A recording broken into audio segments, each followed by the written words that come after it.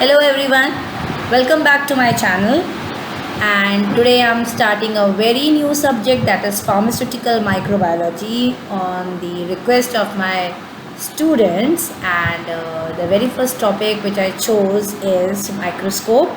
In this we are going to learn about different microscopy, okay, and this video will be in two parts, means this will be the first part and then I'll upload a second part of it.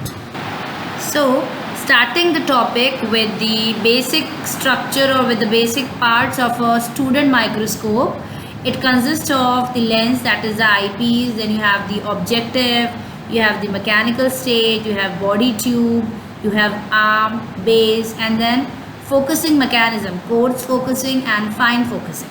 Now microscopes are of two types, ठीक है। अब microscope का basic काम क्या है, किसी भी small object को मैग्नीफाई करना, ठीक है। तो ये जो दो तरह के माइक्रोस्कोप्स होते हैं, इसको हमने किस बेसिस पर कैटेगराइज किया है। ये जो माइक्रोस्कोप्स हैं जो मैग्नीफिकेशन का काम करते हैं, वो मैग्नीफिकेशन किस के ऊपर डिपेंडेंट है।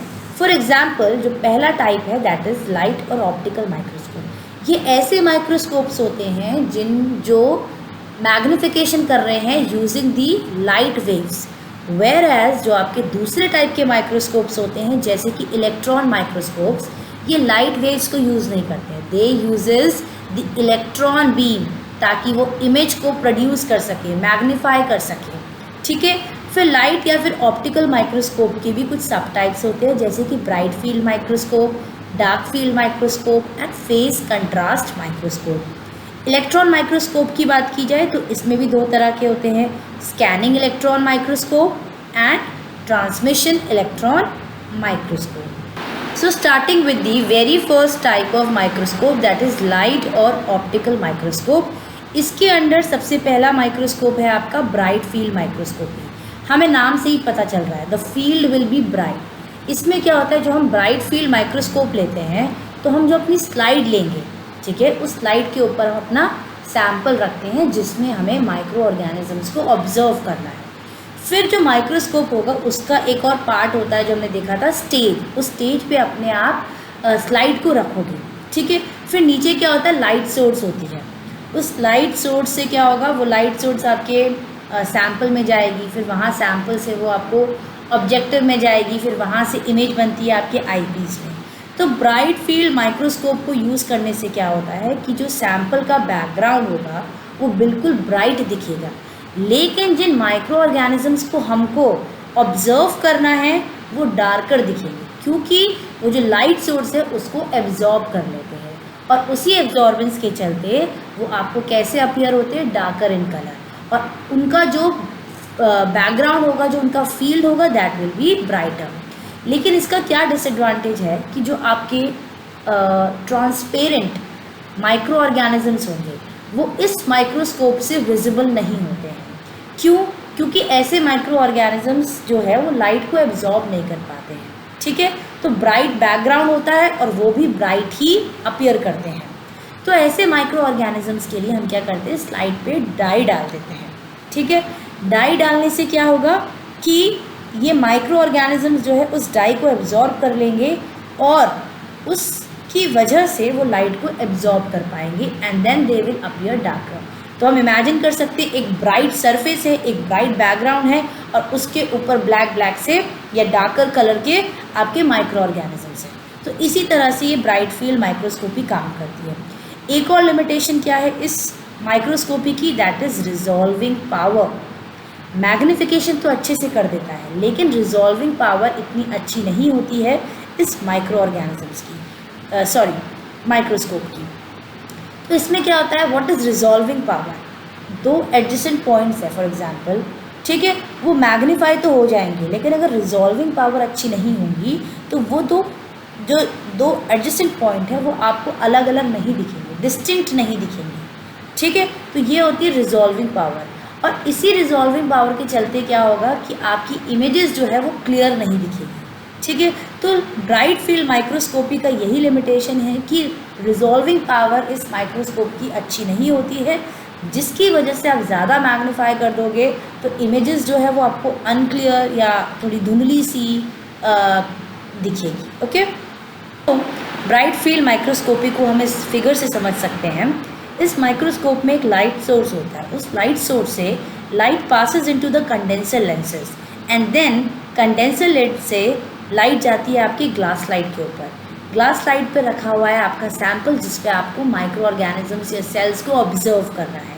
ठीक है, तो ये जो माइक्रो ऑर्गेनिजम्स है they will absorb the light, ठीक है, और फिर वो लाइट जो है ऑब्जेक्टिव लेंस से पास होकर it moves to the eyepiece and eyepiece के थ्रू आप क्या कर सकते हो, इमेज को ऑब्जर्व कर सकते हो। तो ये एक बेसिक प्रिंसिपल है how the bright field microscopy works. Now the next microscope is dark field microscope. ये बिल्कुल ऑपोजिट है आपका किसके, ब्राइट फील्ड माइक्रोस्कोपी के। वहाँ पर जो बैकग्राउंड था वो ब्राइट था और जो सेल्स जिसको हमें ऑब्जर्व करना है वो डार्कर थे। ठीक है, लेकिन डार्क फील्ड माइक्रोस्कोपी में बिल्कुल उल्टा हो जाता है। यहाँ पर जो बैकग्राउंड होगा, जो मीडियम होगा, that will be dark, whereas जिन ऑब्जेक्ट को या जिन सेल्स को हमको ऑब्जर्व करना है वो बिल्कुल ब्राइट होंगे। ठीक है, तो यहाँ पर जो डार्क फील्ड माइक्रोस्कोप है, अभी हम आगे फिगर में भी देखेंगे, दे यूज़ अ स्पेशल कंडेंसर। एक ओपेक डिस्क हो सकती है या फिर एक स्पेशल कंडेंसर है जो हेल्प करता है to make these cells brighter, जो बैकग्राउंड को क्या कर देता है, ब्लैक कर देता है, डार्क कर देता है, वेयर एज जो आपके सेल्स है उनको ब्राइटर कर देता है। इसीलिए इन माइक्रोस्कोप की हेल्प से हम अनस्टेन्ड माइक्रो ऑर्गेनिजम्स को भी देख सकते हैं, क्योंकि बैकग्राउंड बिल्कुल ब्लैक हो जाएगा और ये जो अनस्टेन्ड या ट्रांसपेरेंट माइक्रो ऑर्गेनिजम्स है ये उस ब्लैक या डार्क बैकग्राउंड के अगेंस्ट जो है बिल्कुल ब्राइट दिखेंगे और आईपीस में हमें विजिबल हो जाएगा, इजीली हमें विजिबल होगा। अब इन दो फिगर से भी हम डिफरेंस समझ सकते हैं एक ब्राइट फील्ड माइक्रोस्कोपी और डार्क फील्ड माइक्रोस्कोपी में। अगर आप ब्राइट फील्ड माइक्रोस्कोपी में देखोगे तो जो बैकग्राउंड है इज समवॉट ब्राइटर एंड जो आपके स्पेसिमेन है दैट इज़ माइक्रो ऑर्गेनिजम्स वो थोड़े डार्कर है। Whereas in dark field क्या है, आपका background is completely dark, whereas जो आपके माइक्रो ऑर्गेनिजम्स है या सेल्स है वो आपको ब्राइटर दिखेंगे। तो ये बेसिक डिफरेंस है। दूसरा, अगर आप उसके स्ट्रक्चर में देखोगे तो आप देखोगे कि दोनों में लाइट सोर्स यूज़ हो रहा है, कंडेंसर लेंस यूज़ हो रहा है, लेकिन डार्क फील्ड में एक सेंट्रल अपर्चर है या आप कह सकते हो एक ओपेक डिस्क होती है। ठीक है ना, और बाकी सारी चीज़ें सेम है, स्पेसिमेन है और ऑब्जेक्टिव लेंस है एंड देन आईपीस के थ्रू आपको इमेज जो है वो विजिबल हो जाएगी। Okay, now the advantages of dark field microscopy.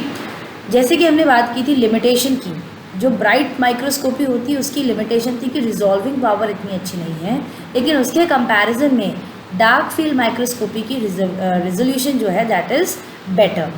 दूसरी चीज़ ये कि ब्राइट माइक्रोस्कोपी में हमको माइक्रो ऑर्गेनिजम्स को स्टेन करने की ज़रूरत थी, डाई यूज़ करने की ज़रूरत थी, अदरवाइज़ वो विजिबल नहीं होते। लेकिन आप डार्क माइक्रोस्कोपी में विदाउट स्टेन माइक्रो ऑर्गेनिजम्स को विजुअलाइज कर सकते हो। ठीक है, साथ ही साथ कुछ स्टेन्स और डाइस की वजह से क्या हो सकता है, कुछ सेल्स की किलिंग भी हो सकती है, उनका डिस्ट्रक्शन भी हो सकता है।